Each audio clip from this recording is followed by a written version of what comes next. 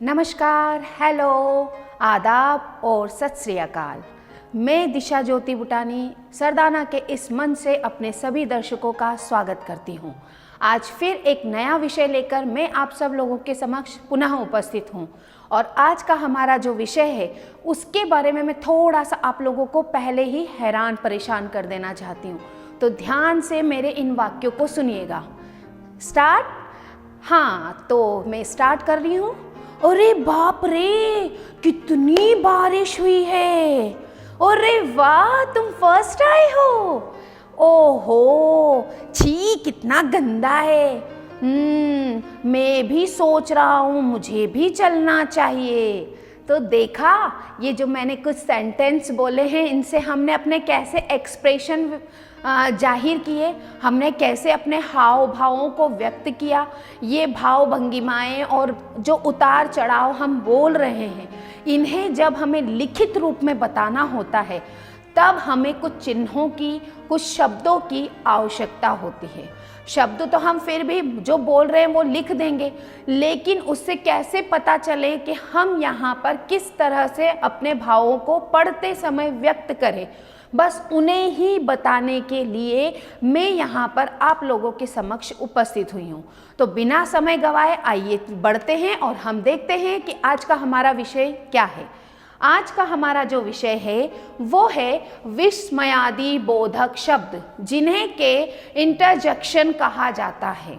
हाँ जी, विस्मयादि बोधक शब्द। अब ये जो शब्द हैं ये बने हैं विस्मय, आदि और बोधक से। यहाँ विस्मय का अर्थ जान लीजिए। विस्मय का अर्थ होता है आश्चर्य करना, हैरान होना या अचरज करना। ठीक है, अब यहाँ पर विस्मय का अर्थ मैंने भी लिखा है। विस्मय आश्चर्य आदि गुणों का बोध कराने वाले शब्द। आसपास के वातावरण तथा घटनाओं को देखकर हमारे मन में अनेक भाव उठते हैं। सही बात है ना।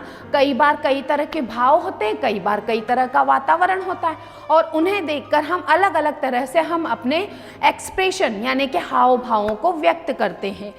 इन भावों को व्यक्त करने के लिए कभी कभी हमें कुछ विशेष शब्दों की आवश्यकता होती है, जैसे मैंने अभी व्यक्त किया था। अरे वाह, आप सब लोग वीडियो देख रहे हैं। तो यहाँ पर मैंने क्या किया, कुछ अलग ही एक्सप्रेशन देकर अपनी बात को व्यक्त किया। तो ऐसे ही यहाँ पर मैं दो चित्र लेकर उपस्थित हुई हूँ। इसमें पहले चित्र में आप देख रहे हैं कि एक बीमार बालक है, उसकी नाक में से पानी निकल रहा है। माँ जो है वो दुखी है। अब वो कैसे बोल रही है बेटे को, अरे तुम बीमार हो। और यहाँ दूसरे वाले में देखिए, बच्चा जो है चिड़िया को देख रहा है, तो वो क्या बोल रहा है, आहा कितनी सुंदर चिड़िया है। अब यहाँ देखो, उपयुक्त वाक्यों में अरे तथा आहा आदि शब्द वक्ता के मन में अनायास उठने वाले भावों को व्यक्त कर रहे हैं। ऐसे शब्द विस्मयादि बोधक शब्द कहलाते हैं। यहाँ अनायास का मतलब अचानक से है, यानी कि हम इन्हें सोचकर नहीं बोलते। जैसा वातावरण होता है या हमारे मन में जैसे भाव निकलते हैं वैसे ही हम फटाक से बोल देते हैं। फटाक यानी अनायास। ठीक है, आगे बढ़ते हैं। यहाँ मैं आपको आगे बता देती हूँ। इस तरह हम ये कह सकते हैं कि विस्मयादि बोधक शब्द क्या हैं। विस्मय, हर्ष, शोक, घृणा, प्रशंसा जैसे मन के भावों को प्रकट करने वाले शब्दों को विस्मयादि बोधक शब्द कहा जाता है। विस्मयादि बोधक शब्द केवल और केवल हैरान होने के लिए ही नहीं, ये हैरानी कई तरह से हो सकती है। ये हर्ष यानी खुशी में भी हो सकती है, आश्चर्य में भी हो सकती है, शोक यानी दुख में भी हो सकती है, घृणा यानी नफरत या फिर किसी चीज़ के प्रति घिन आना, और प्रशंसा के वक्त भी हम इनको व्यक्त करते हैं। जैसे प्रशंसा में हम बोलते हैं शाबाश, आपने बहुत अच्छा कार्य किया, तो ये प्रशंसा सूचक हो गया। और ये जो मैंने शाबाश शब्द बोला, ये क्या हुआ, ये हुआ विस्मयादि बोधक शब्द। आगे बढ़ते हैं, इसी के अंतर्गत आगे मैं आप लोगों को विस्मयादि बोधक की विशेषताएं बता देती हूँ। विस्मयादि बोधक शब्दों की विशेषता में पहला इसका जो बिंदु है वो है इनका प्रयोग सदा वाक्य के आरंभ में किया जाता है। इनका प्रयोग कहाँ करते हैं हम? वाक्य के बिल्कुल शुरू में करते हैं। जैसे अभी हमने इससे पहले देखा, ये देखिए यहाँ पर अरे, ये अरे और आहा का प्रयोग हमने सबसे पहले किया। तो क्या किया जाता है? विस्मयादि बोधक शब्दों को सबसे पहले प्रयोग में लाया जाता है। फिर इनके साथ विस्मयादि बोधक चिन्ह, जिसको साइन ऑफ एक्सक्लेमेशन कहा जाता है, का प्रयोग अवश्य किया जाता है। ये विस्मयादि बोधक चिन्ह है, दिख रहा है आपको? खड़ा डंडा और नीचे बिंदी, उसे हम क्या कहेंगे? विस्मयादि बोधक चिन्ह। इन शब्दों का वाक्य में आए अन्य शब्दों से कोई संबंध नहीं होता, इन्हें अलग से ही लिखा जाता है। ये शब्द मन के भावों को व्यक्त करते हैं तथा अनायास ही मुंह से निकलते हैं, यानी कि हमें कोई विशेष तौर पर प्रयत्न नहीं करना होता, बस वातावरण दिखता है या हमारे मन के भाव ऐसा व्यक्त करने के लिए हमें उत्साहित करते और हम एकदम से बोल देते हैं। इन शब्दों का कोई विशेष अर्थ नहीं होता, परंतु ये मन के भावों को व्यक्त करने में विशेष बल देते हैं, यानी ये प्रेशर देते हैं उस वाक्य को, उनको कहने में सामने वाले को अच्छा लगता है, बुरा भी लग सकता है, या एक पूरा मीनिंग समझ में आ जाता है कि सामने वाला क्या एक्सप्रेशन दिखा रहा है। ठीक है, जैसे हमें कहीं बदबू आ रही है तो हम जल्दी से क्या करते हैं? नाक बंद कर देते, लेकिन बोले बगैर नहीं रहते। छी, कितनी गंदी बदबू आ रही है, तो बोलने से क्या हुआ? वो चीज़ और ज़्यादा पुख्ता हो गई, यानी ये पता चल गया कि सामने वाले को किस तरह का अंदर से अनुभव हो रहा है। आगे बढ़ते हैं, इसी के अंतर्गत विस्मयादि बोधक के मैं आपको भेद बता रही हूँ, जिन्हें इंग्लिश में कहा जाता है काइंड्स ऑफ इंटरजेक्शन। इसमें जो पहला इसका प्रकार है वो है विस्मय बोधक। विस्मय बोधक यानी कि हैरान करने वाले, आश्चर्यचकित करने वाले, जैसे अरे, क्या, ओ, ए आदि। अब देखो यहाँ पर नीचे वाक्य भी लिखा है मैंने, क्या तुमने सुना नहीं? ये हमने हैरानी से व्यक्त किया। ठीक है, अरे तुम आ गए, ये हैरानी वाली बात है। फिर हर्षबोधक, हर्षबोधक यानी खुशी जाहिर करना। तो इसमें है वाह वाह, आहा, क्या खूब, शाबाश, धन्य आदि। अब यहाँ पर सेंटेंस देखिए इसका, वाह तुम्हारा घर बहुत सुंदर है।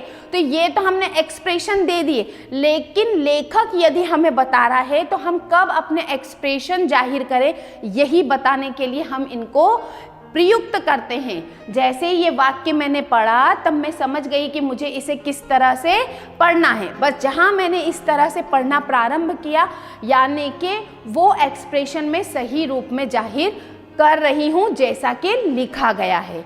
अब यहाँ अगला देखिए, घृणाबोधक, छी छी छी, धिक धत आदि। अब देखो नीचे क्या वाक्य लिखा है, छी तुम्हारे जूतों में कीचड़ लगा है, और मुंह के एक्सप्रेशन भी दिख रहे होंगे आपको, कैसे मुंह बना लिया था मैंने। तो हम क्या करते हैं, जब हमें घिन आती है, चिढ़ छूटती है, या फिर क्या कहना चाहिए, नफरत होती है, तब हम इस तरह के वाक्यों का प्रयोग करते हैं।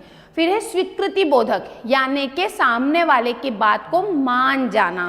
ठीक है, अब इसके अंतर्गत है हाँ, ठीक, जी हाँ आदि। अब इसके अंतर्गत वाक्य देखिए, हाँ आपकी बात ही सही है। अब इसे भी हम अलग अलग तरह से बोल सकते हैं, हाँ आपकी बात ही सही है। अब ये जो है अलग अलग रूप में हम व्यक्त कर सकते हैं, मतलब हमें बिल्कुल डेफिनेटली श्योर हो रहा है कि सामने वाले की बात तो बिल्कुल सही लग रही है, तो हम फटाक से बोलते हैं। और जब हमें ऐसा लगता है कि नहीं यार मानना ही पड़ेगा और कोई ऑप्शन ही नहीं है, तो हम धीरे धीरे बोलेंगे, हाँ आपकी बात ही सही है, यानी हम विचार कर करके बोल रहे हैं। फिर चेतावनी बोधक, चेतावनी बोधक यानी सामने वाले को चेतावनी देना या सावधान करना या सतर्क करना। अब जैसे सावधान, होशियार, बचो, हटो आदि। अब देखो यहाँ पर, बचो सामने से तेज कार आ रही है, ये हमने क्या किया, सामने वाले को सतर्क करने के लिए वाक्य बोला। ठीक है, बोलते समय हमारे एक्सप्रेशन भी वैसे ही होने चाहिए। और हम किन शब्दों का प्रयोग करेंगे, जब चेतावनी देनी होगी तो सावधान, होशियार, बचो, हटो। अब हम आगे बढ़ते हैं, इसी के संबंध में और आगे जो इसके प्रकार हैं वो देख लेते हैं। इसके बाद छठा जो प्रकार है वो है शोक बोधक। अब देखिए यहाँ पर लिखा है हाय, उफ, आह, हे राम, ओ आदि। अब देखो यहाँ पर हम शोक बोधक यानी दुख व्यक्त करने के लिए कैसे करते हैं, उफ, कितनी गहरी चोट है, हे राम, अब मैं क्या करूं, ये हे राम से।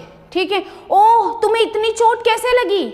हम अलग अलग रूप में इनका प्रयोग करते हुए क्या करते हैं, दुख को व्यक्त करते हैं। ठीक है, इसे बिल्कुल दर्द के साथ भी बोल सकते हैं, ओह, तुम्हें कितनी चोट लगी है, तो ये हमारा बिल्कुल दुख को ही व्यक्त कर रहा है। ठीक है, आगे आशीर्वाद बोधक। आशीर्वाद बोधक यानी कि सामने वाले को ब्लेसिंग देना, आशीर्वाद देना, आशीष देना।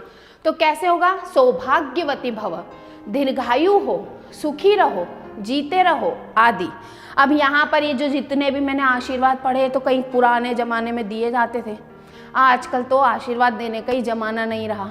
तो भाई अब आप लोग आशीर्वाद देने और लेने के लिए तैयार हो जाइए। देखिए यहाँ लिखा है सुखी रहो, सदैव ऐसे ही तरक्की करो। अब यहाँ भय बोधक, बाप रे, अरे बाप रे बाप। अब यहाँ देखिए भय बोधक जो होता है, भय का मतलब होता है डर, यानी जब हम डर जाते हैं तब किस तरह के विचारों को प्रकट करते हैं वो है, बाप रे वहाँ सांप है। अब ये यहाँ पर हमने क्या किया, डर पैदा किया, अपनी आवाज से हमने बताया कि हमें डर लग रहा है। ठीक है, अब संबोधन बोधक। संबोधन बोधक को हम सामान्य रूप से कह सकते हैं किसी को पुकारना। ठीक है, अब इसमें ओ, सुनो, अरे सुनो, अजी सुनिए। अब देखिए यहाँ पर सुनो, मुझे तुमसे कुछ कहना है, अजी सुनते हो, बिट्टू के पापा जरा ये काम तो कर देना। तो ये हमारे जो हैं सारे के सारे क्या हो रहे हैं, संबोधन बोधक शब्द कहला रहे हैं। इसी तरह से बच्चों जरा ध्यान से वीडियो देखना। तो यहाँ पर ये जो मैंने लास्ट सेंटेंस भी बोला ना, ये भी मैंने संबोधन बोधक का ही बोला। तो यहाँ हमारे जो वीडियो हैं वो समाप्त होता है।